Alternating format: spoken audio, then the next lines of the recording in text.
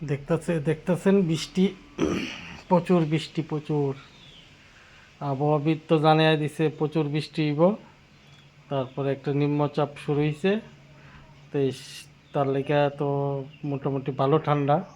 তো এই খিচুড়ি করার একটা প্ল্যান করলাম। একটু ছোলার ডাল ভিজে রাখছিলাম, তারপর মুগ ডাল একটু বেঁচেলাম, মুসুরি ডাল আর সিদ্ধ চাল দিয়ে আমি খিচুড়ি করুম। তো এই যে জলও বয়াইতেছি, এদিক দিয়ে মুগ ডাল একটু বেজে লইতেছি, মুগ ডালের লগে একটু মুসুরি ডাল দিয়ে দিলাম। আর এদিক দিয়ে খিচুড়ি শেষের পথে যে জিরার পাউডার একটু গুঁড়া করে সেটা দিয়ে দেবো, এটা বেজে লইতেছি। আর এদিক দিয়ে সবজি খিচুড়ির মধ্যে ডাঁটা, কাঁকরোল, আলু, কুমড়া একটু দিয়ে দেবো। তো সবজি দিলে খিচুড়ি খাইতে সেই স্বাদ লাগে। এদিক দিয়ে আদা, এদিকে বাদাম একটু বাইচা সেটা খিচুড়ির দেবো, বাদাম দিয়া সেটা। তারপরে দিয়ে সেটা এই কাডলের দানাও কয়েকটা লয়ে লাইছি, আমার তো খুব পছন্দের খাবার। এদিক থেকে খিচুড়ি, আলু ভাজা আর জিঙ্গার বড়া বানাবো সেই। এই এদিক দিয়েছে ডাইলটা লয়ে নিলাম, ডাইল এই তো বয় দিছি। এই যে শীত দিয়ে দিতেছে গে, ডাইল চাল সব দিয়ে দিছি, ছোলার ডাইল।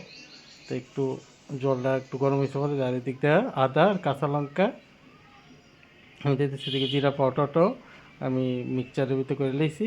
তো এই যে সবজি দিয়ে দিয়ে দিছি, নাহলে সে সবজি সিদ্ধ হওয়ার পরে দিয়ে সেটা ছোলার ডাল সিদ্ধ চাল সিদ্ধ দিতে সব ইয়ে দেবো। এই যে আলু ভাজা, সে আলু ভাজা দেওয়া দেখাইতে বড় টেস্ট লাগে। তো এই যে আলু ভাজা মোটামুটি এক কোণে দেবো গে, তারপরে দেশের খিচুড়িও মোটামুটি সিদ্ধ দিয়ে দিতেছে গে।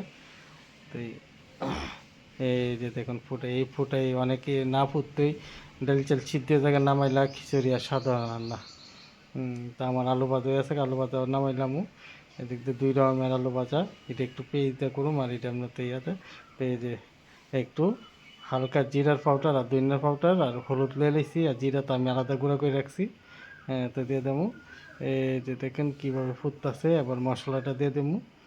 আলু ভাজা হয়ে থাকা, হিডি হয়ে থাকা, হিডি হয়ে থাকা। তো এই যে মশলাটা দিয়ে দিতেছি, যে হলুদ আর ধনিয়া আর জিরা একটু পাউডার দিছিলাম। তো এটা দিয়ে আবার লাড়া দেবো, তো এই কালারটা সেই হইব।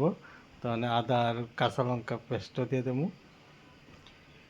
এই যে এই কালারটা যত হইব, জাল হইব, কালারটা এই বাড়বো।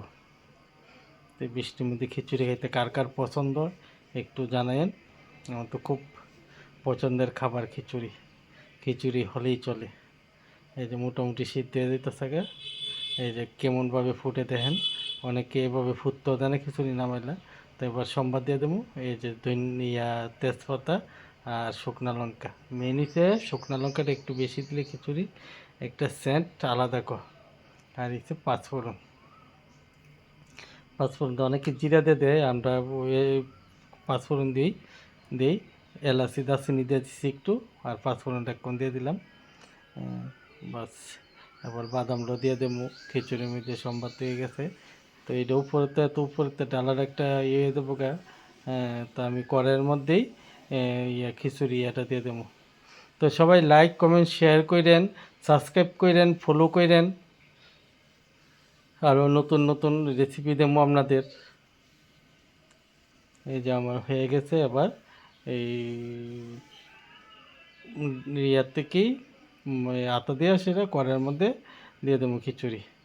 তারপরে তো তেলে একটু টানার পর কড়াইটার থেকে এটা ঢেলে দেবো। এই যে আমার দেখেন হয়ে গেছে, এলাচি দারচিনি দেওয়া যাইতেছে আর কালো হয়ে গেছে। তারপর দিয়ে দেবো, ছাদ করে উঠবো যে সেই বিশ্ববিখ্যাত খিচুড়ি। খুব স্বাদ ছিল, টেস্টি।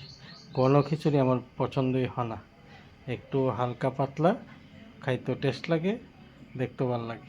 অনেকে পুরা চাক্কা করে এটা ভালো লাগে না। তো বাস হয়ে গেছে। এবার লাড়া দিয়ে সেরে কড়াইয়ের থেকে আবার ডাইলা দেবো ডেগের মধ্যে।